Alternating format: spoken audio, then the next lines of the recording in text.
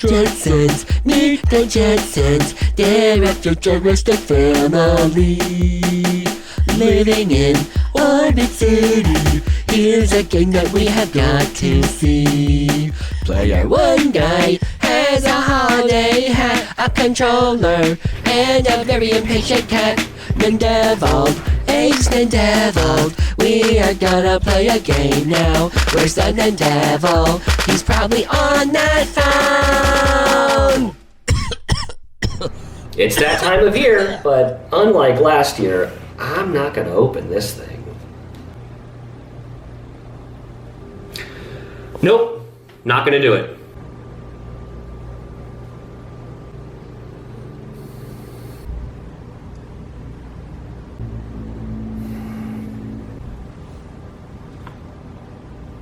All right, fine. I'll do it.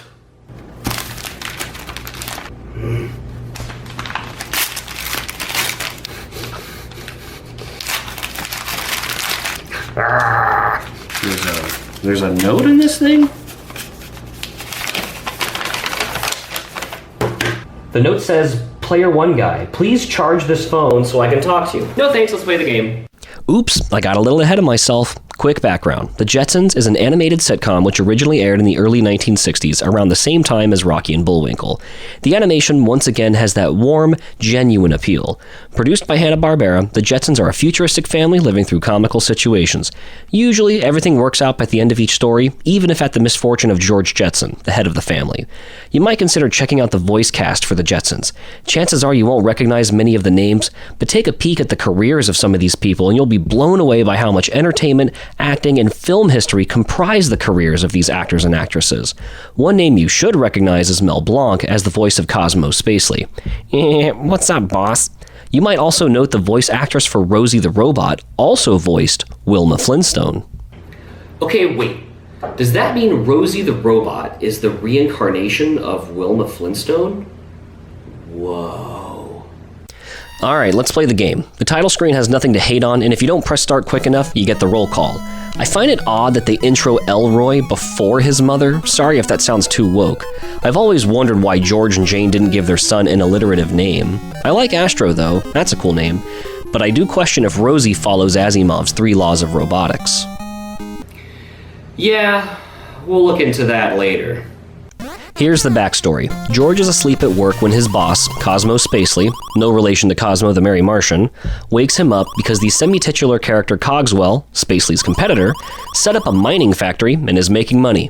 Spacely then explains the factory could destroy the planet and walk over the rights of some aliens.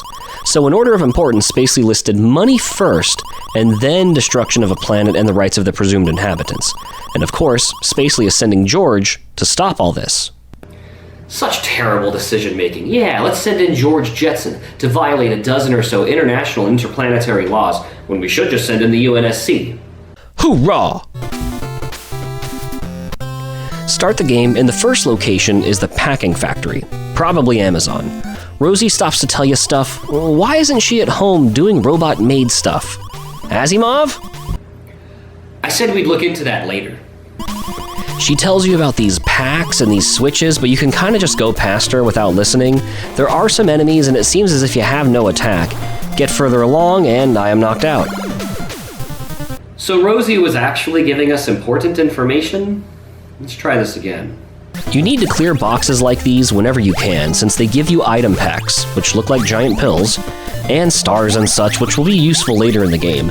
The boxes can be used to make more items appear and can also be used to attack enemies. While a no-box run of this game sounds kinda cool, the intent is to stock up on stars and pills. I feel kinda weird saying that. Switches, of course, can do different things. This one reverses gravity for a short while, which allows George access to a 1-up. Did you know 7-Up got its name because it originally had 7 specific ingredients, one of them being lithium? So anytime I hear somebody say 1-Up in video game lingo, it makes me imagine a beverage consisting of only one ingredient. Weird, I know. There's a switch that pauses platforms so you can jump across. Kinda cool. Keep going along and you get turned into a package before Cogswell admonishes you and sets his robot dog on you. Basically, the first boss. I don't feel bad attacking this pup because he's attacking us and he's also robotic. Cogswell foolishly supplies boxes for us to smash against Centro, but look out for the smaller robot dogs and projectiles. Hit him 5 or 6 times, and that's it. George moves on to the next place. The Botanical Gardens. Future gardens are bizarre. Bees attack us, which I guess isn't that weird, sorry Macaulay, and archers shoot at visitors. We also have these Venus flytraps which have evolved to want to eat humans, and we can ride a water fountain up to a higher level. In the future, I guess disintegration by extreme water pressure isn't a concern. I like this part where you reverse gravity, which keeps a giant apple from Indiana Jonesing you. The boss is a spider who spits spider juice and drops apples, and naturally, you use the apples on the spider. Is the spider a doctor? I guess Charlotte's Web is not fondly remembered in the future. After however many hits, the spider is done, and the kid who looks like he's from Oblong says something about having left George a glider, but it doesn't work without a remote or something. So we go to the gym where we slide under some meathead gym goer, flip a switch while robots play baseball, hop a few platforms, and find Astro, who gives us a remote but taunts us for not working out. You stupid future dog, I'm busy committing felonies for my boss to pay for your gym membership. He also mentions the remote lets us move items or something, and then we are promptly off to a gear factory. I hope the gear factory plays Fear Factory. You know, someone missed out on an opportunity to have Fear Factory as guests on Fear Factor. Instead, it's more 8-bit music. Factory robot workers fly around us. You flip a gravity switch and you can get to a hidden area. Another switch pauses gears temporarily. It's evident that platforming needs are growing with each level, which I would argue is appropriate. Further along, Dr. Far Out, who says he is a cog expert, maybe someone should tell Marcus Phoenix, warns you about the area ahead being dangerous or something, I don't know. I wish he'd be far out of my way, please. And we are now able to summon a bird thing and you can direct it to attack enemies. I like that. Reminds me of the bird thing from Trolls in Crazyland. Then we are running down a hallway while gears chase us. Basically, just run to the right and jump and dodge and don't stop. Now I want you to focus on those gears. You see them? The 2 big ones and a little blue one? Focus on the way they are spinning. Now, please note the orientation of those spins would not actually work in real life. So just be mesmerized by that for a moment.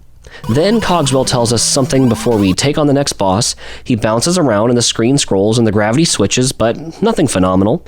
Little known fact, the boss's face is modeled off the guy from Fear Factory. Then we are off to Dreamland. No, not Kirby's. And it looks like patients or employees or abductees are sleepwalking. There are these machines every so often that bring enemies into existence, and you want to shut them off to prevent more enemies from materializing. Instead of Dreamland, this place is more like Nightmare Land. There are also these teleporters with branching paths. This one takes us to a place which morphs into something that looks like the gardens from earlier. Anyway, further on, this guy flies left to right in his little plane while dropping little robots. You throw boxes up at him, not particularly challenging. When you take him out, he's basically like, hey, good job, George. Since you beat me, I'm just giving up, and here's an item that makes you invincible. You know, if he had an item that can make him invincible, why wouldn't he just use it on himself and take George out? The future is a weird place. And speaking of weird, we next go to a Spaceball Stadium, which basically looks like floating basketball. You can shoot baskets.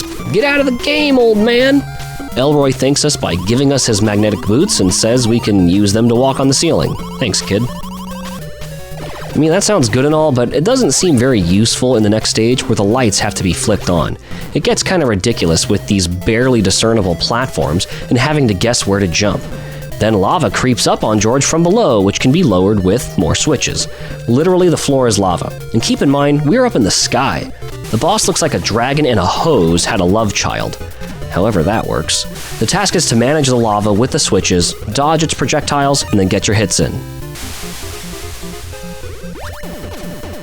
From Lava Land, not the lethal kind, we head to Cosmo World where meatballs fall from the sky and you can hit switches which make George small. When he's small, he's rather defenseless, so the only reason you'd want to do this would be to reach a heart in a place otherwise inaccessible to a full-size Georgie.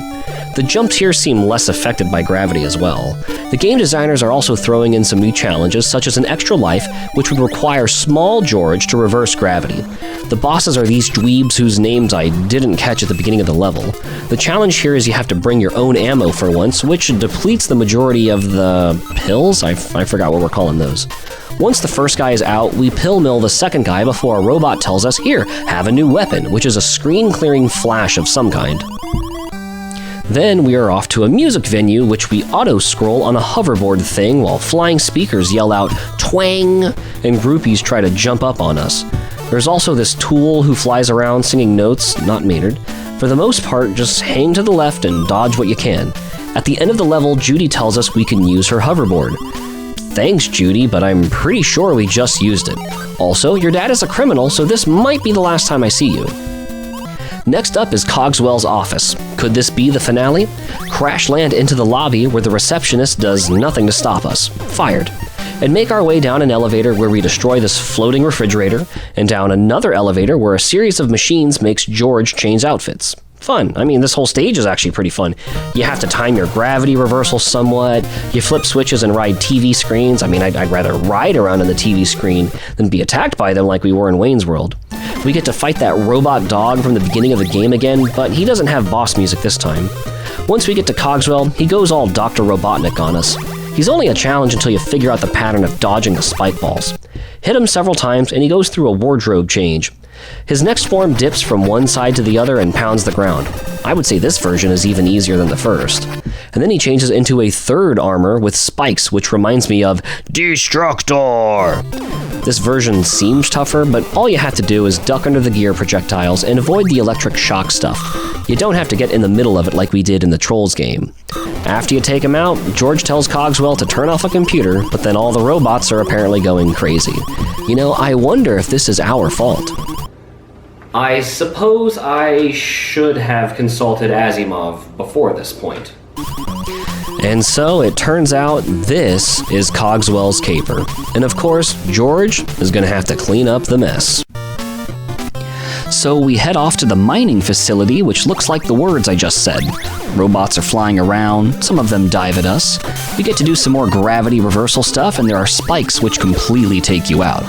The switches will control openings in the floor. Sometimes switches will reverse gravity, and then you need to move quickly to not get spiked by an incoming wall.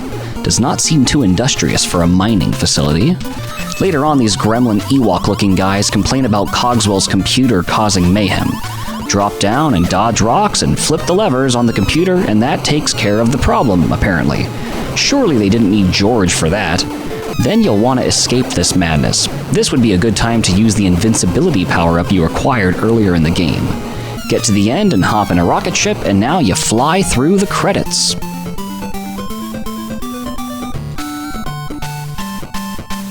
You know, I'm kind of disappointed there wasn't another boss fight, but I guess Cogswell kind of counts as the last boss. Then George is with his family, and in the next scene, George's boss is hollering at him again. Classic George, committing felonies and sleeping on the job. So there you have it, folks. It's an okay game. I would have liked some more reliance on using the items, but it's absolutely worth a playthrough. Now, as far as what do the Jetsons have to do with the holidays, well, the holidays are technically also in the future? Well, that's it for Season 3. I'll see you next month, or next year, rather, for Season 4. Jetsons, meet the Jetsons, they're a futuristic family. Living in Orbit City, here's a game that we have got to see. Player one guy has a holiday hat, a controller, and a very impatient cat. Nindeviled, eggs Nindeviled, we are gonna play a game now. Where's the Nindevil? He's probably on that phone.